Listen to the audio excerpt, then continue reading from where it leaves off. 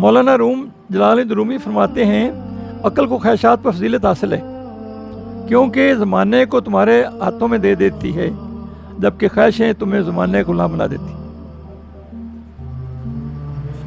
سب سے بری خواہش ہر انسان کو خوش کرنے اور اسے متاثر کرنے کی خواہش۔ اس سزا یہ ہے کہ انسان نہ متاثر ہوں گے نہ خوش ہوں گے۔ اے انسان، تو محنت کے لیے پیدا کیا گیا ہے، تو پھر اپنے رب کے راستے کی طرف محنت کر۔ جب تو محنت کے لیے پیدا کیے پھر رب کے راستے اس قرب میں جانے کی کوشش کر۔ اللہ سوچ، کہیں تیری ساری کوشش صرف دنیا ہی کے لیے تو نہیں ہے۔ زندگی کی ساز عمل نہیں، فضل ہے، فضل۔ ہم لوگ فوری نتیجوں پر غور کرتے ہیں، ہم کہتے ہیں بس کا فوری نتیجہ مل جائے، تھوڑا صبر کر کے آخرت سے دھیان نہیں لے جاتے، اپنی محنتوں کا فوری صلہ چاہتے ہیں، اور اس طرح انتہائی نتائج سے بے خبر رہتے ہیں۔ اس فوری فائدے کے لیے آخر کے دمی فائدے سے بے خبر رہتے ہیں کہ وہ کتنا بڑا فائدہ ہے۔ اللہ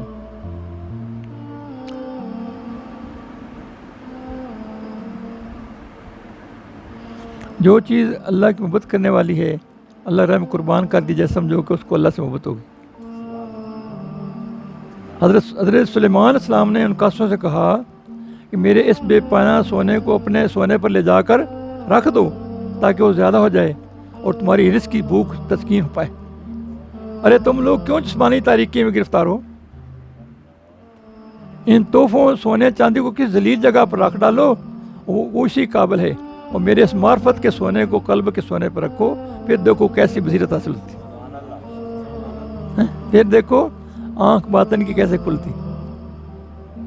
پھر اپنی جسم کی بے بصیرتی کو کسی ذلیل جگہ میں ڈال دو، اپنے جسم کی بے بصیرتی کو کسی ذلیل جگہ میں ڈال دو کہ وہ اسی قابل ہے اور فانی بھی ہے۔